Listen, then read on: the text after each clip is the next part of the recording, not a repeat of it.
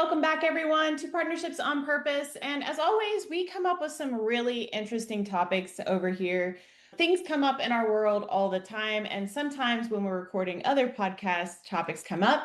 So that's where this idea is coming from. And I'm going to say this, and it's going to crack Anne-Marie up, but we talk about size a lot in our business. Yeah. Don't do it. Don't do it.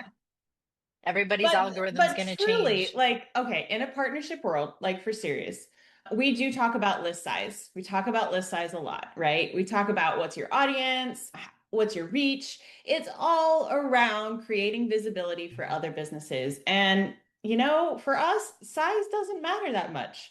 And I had to. You were waiting. You were I waiting, huh? had You're to. like, where am I going to So fit it it's in? so hard to not say it. But listen, list size doesn't matter that much. This is going to be something that's a little controversial, and I'm okay with that.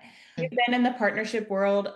People usually, I won't say judge, but kind of judge you by the size of your list, the size of your reach, the size of the things. And I think for Anne Marie and I, it's not about that. It's not how big the list is, it's the quality of the people on it. Yeah. 100%. So today we're going to open this up a little bit more. We're going to share with you some of our ideas and our thoughts, and of course, examples because we see this all of the time.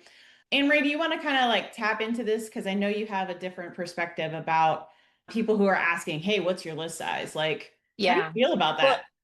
it comes up in every partnership conversation. Let me start by saying having a list is important if you're doing partnerships. Yes. And we're talking email list, friends. Now Yes. I'm Yeah, gonna we are. can I do like a little side tangent? I'm gonna Yes. Go say ahead. email list. I'm going to anyway. I'm going to say email list. And then at the same time, it's about your audience list. I think in the last several years, people have really put a lot of effort into creating their communities. And we love this, right? Yes. Your list could also be your Facebook group. Your list could also Hmm. be the community of members that you're bringing. Your list could be your podcast views or your WhatsApp group. All of these things are your audience and what we will probably clumped together as your list. Does that sound right to Yes, you? Okay. it does. Absolutely. The important thing to remember when we're talking about your audience, your list, is I find myself in a lot of partnership conversations where people will say, I'll ask the question. I'll be honest with you. I always ask the question, what is your list size? And some people will say, I have, 2,000, 5,000, 10,000. Some people will say, I have, a social following and it's 25,000.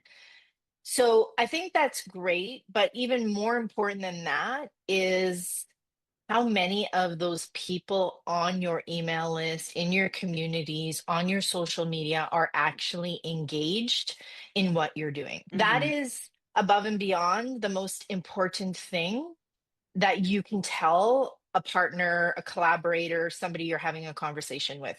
Because to me, that makes all the difference in the world. I can, be having a conversation, and I've had conversations with people like they have 50,000 people on their list, and we've actually like sometimes done a deal, and I've gotten like, I don't know, less than 100 clicks. And I'm like, something's wrong with this list. It's not working here, right? So I think it's really important that when you're looking at your business and you're looking at your audience, be as clear and as true as you can when it comes to your audience.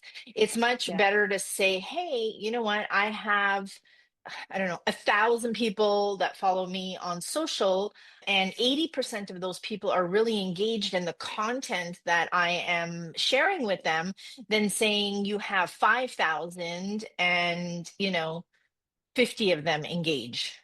Yes. So, yeah, 100%. so that's kind of what I'm thinking. That goes for an email list, that goes for anything, right? People scrub their email lists all the time. I love that. When I hear that, I'm like, oh my God, I love it. Yes. Yeah. Clean that stuff out. Yeah, clean it up. So, yeah, that's kind of my thoughts in terms of, list size. It is not important. The size of your list or the size of your audience is important, but is not important, if that makes sense. It is important, it's not important. Everything in our world is Yeah. about quality over quantity. I Correct. think I'm going to Yes. say that quality over quantity. So not only, and I'll say this back to you, and then I'm going to add one more piece on, is it's it's about the how you are engaging with your list, how you are nurturing with them, and in whatever way that makes sense. And then actually knowing what your numbers are and what those Yeah. conversion numbers can be for an audience. I'm going to also tag on to this that you have to know who's actually in your audience as well, because you can have the most engaged 80% of this 1,000 people in the social. And if all of them are, for us, I don't know, interested in sports or something, like I'm picking something really different, it means very little to us who we serve: experts, coaches, consultants, people who are professional experts, I guess, speakers and things like that.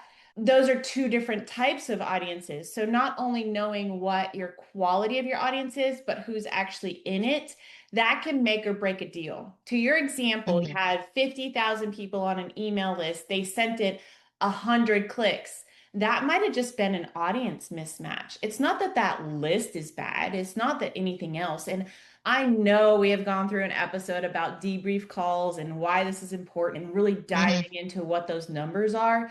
But at the end of the day, when you're talking about size of your audience, it's the yes and like what the engagement is and with whom. Because Mhm. those pieces can give you a really holistic view.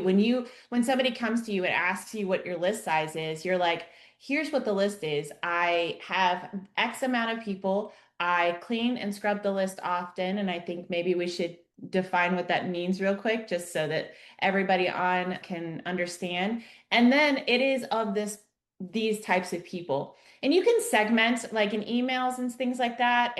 Everything else, your audience should be segmented. I think that that's a huge way to get power out of your list is to segment. And yeah, do you have anything to add there? If not, I'm just gonna like give some definitions between like scrubbing your list and segmenting, because I think that it's a super powerful way for you to Yeah. make the most out of your list. But I want to make sure No, you. I'll let you give the definitions. I'm a big fan of segmentation. Did a lot of that in corporate, so I think it's important that people understand that and understand how they can do it because a lot of people don't do it. So I will let you give the definitions and then I will add. Okay.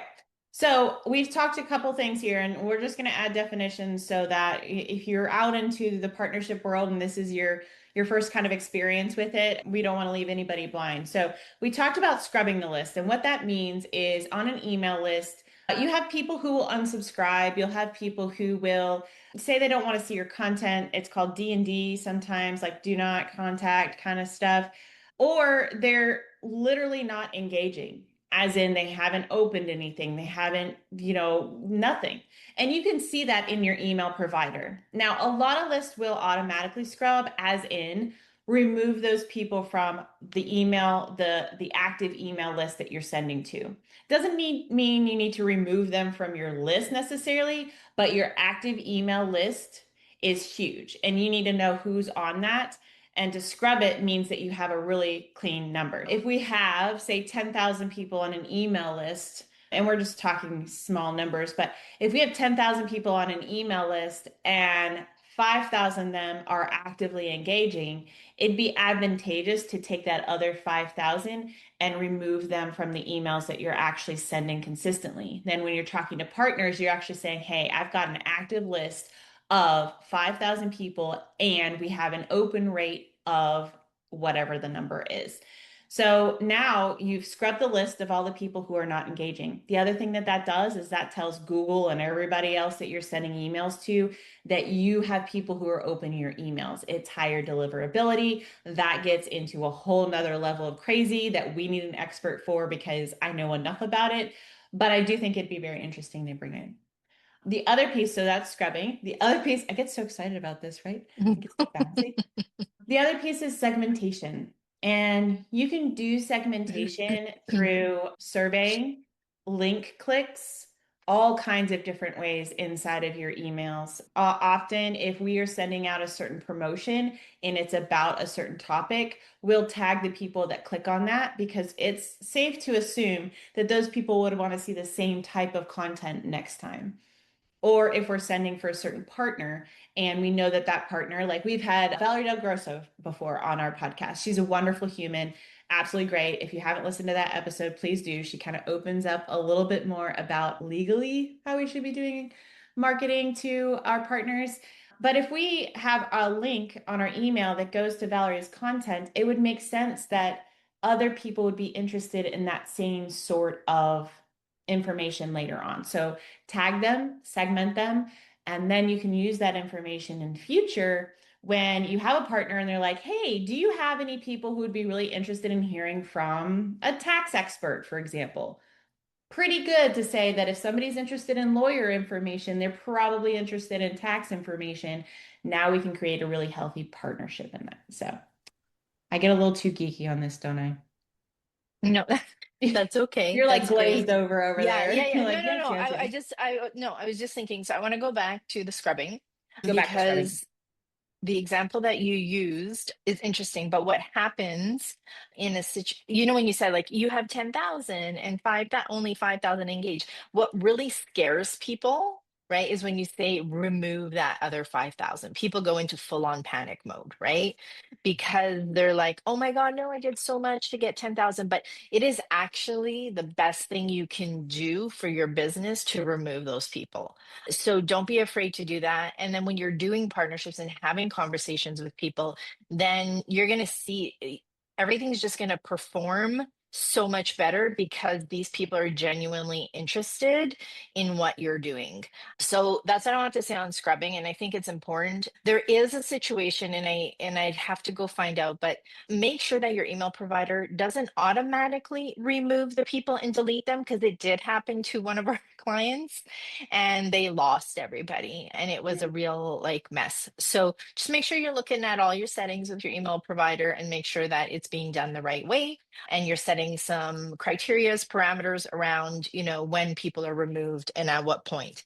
So that's my comments on scrubbing. The second thing is segmenting.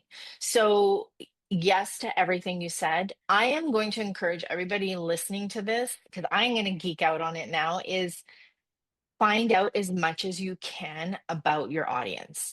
And that means that a lot of people, when we get on partnership calls, will say, like, oh, we have 10,000. Well, who's your target market? It is, entrepreneurs, authors, speakers, blah, blah, blah, blah, blah, blah, blah. And at the end of the day, sometimes I'm like, how do you even know that it's all those people? Right. The Mm. only way that you can know who's on your list is if you ask people.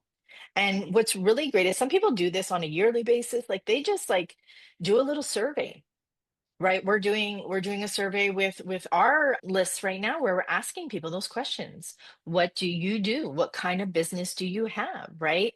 If you can take the time, that's gold. Like that is like the best thing that you can do because now you're actually getting on a call with people. And we had one client who did this, and I was just like over the moon. And I think I mentioned this in a previous episode, but I would be able to get on a call and say, we have, I think it was 17,000 people. Of those 17,000, 10,000 are salespeople. So it was great because then we can say, okay, you know what? I don't think we're going to do something with the whole 17, but we might do something with this five or seven because they are aligned with your target market. Yep. So now you're just being a lot more strategic in terms of how you're setting up your partnerships and collaborations. And then the results are much different too. So I Yeah. encourage everybody, if you can do a little quiz, survey, pop up, whatever it is, do it because it gives Yeah. you so much valuable information.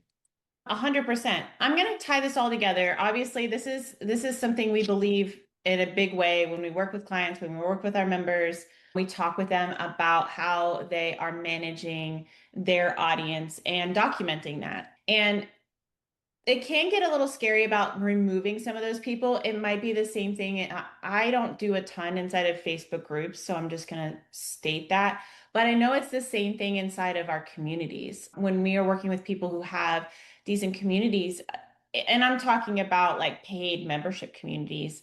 Obviously, if they're paid people, you want to keep them in there. That's great. Increasing your engagement is what's actually going to attract those different partners. Because the reason we ask about list size is because we want to match similar for people. And then we also want to showcase to our partners who are bigger partners, because we get this all the time. People are like, how do I get to the bigger fish? How do I get so and so to promote me? And I know we've talked about some different scenarios there, but list size is a huge part of that. List size and health is huge, right? If you can say, hey, listen, I have 5,000 of your exact audience and they will open this email because they trust me, like that is Hmm. big. And I think that any bigger person that you want to create a deal with is going to see that as an asset. So just know that at the end of the day, if you know who's on your list, you can align really closely to the audience that you're trying to prospect from and then nurture them as needed. Also, I'm going to kind of give an alternate and then I'm going to let you close this up is don't try to make the audience that you have fit into somebody Hmm. else's box. Does that make sense? Yeah. Yeah. So we just talked about surveying and knowing who's on your list. Don't give them something that you think they might want, give them what they're looking for. So if you have a partner at the end of like if you want to create a partnership with somebody and the deal sounds really amazing, but you're not quite sure if your audience likes it and you try it out, it could fall flat. You know, like if you have, and I'll just go back to my lawyer to tax guys, right? Like if I have people who are really interested in lawyer things, it's safe to assume that they would like that tax information from a tax person. And I also want to know because my tax person might be US based and my entire audience might be Canadian, right? Like, don't try to make it fit.